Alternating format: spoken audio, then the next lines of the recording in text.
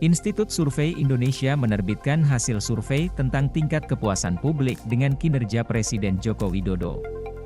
Hasilnya adalah bahwa 64% responden puas dengan kinerja Presiden Jokowi. Survei ini dilakukan di tingkat nasional dari 27 Juni hingga 5 Juli 2022.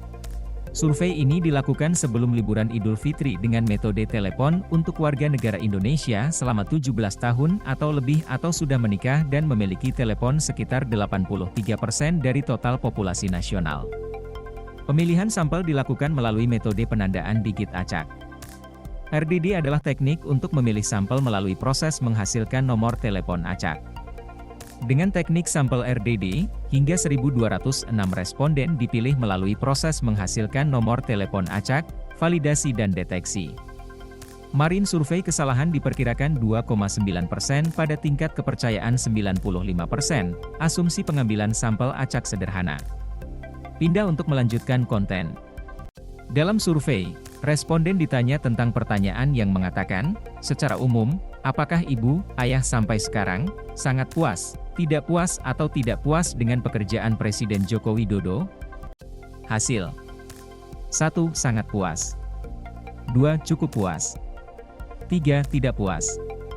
4. Tidak puas sama sekali. 5. Jangan tahu, jangan menjawab. Kinerja Presiden menurut publik pada awal Juli 2022 berada di kisaran 64%. Mayoritas menyatakan kepuasan atau sangat puas dengan kinerja Presiden di 64%, kata Direktur Eksekutif LSI, Jayadi Hanan, dalam konferensi pers yang ditransmisikan secara praktis di YouTube pada hari Minggu. Namun, dibandingkan dengan survei LSI pada Mei 2022, survei LSI dari tingkat kepuasan kinerja Jokowi sedikit menurun dari 67% menjadi 64%. Dibandingkan dengan survei nasional sebelumnya pada Mei 2022, evaluasi ini cenderung stagnan atau sedikit menurun dari 67% menjadi 64%, katanya. Dalam survei, LSI juga mengajukan pertanyaan kepada responden yang mengatakan, bagaimana Anda melihat keadaan ekonomi nasional secara umum sekarang? Baik, baik, sedang, buruk atau sangat buruk?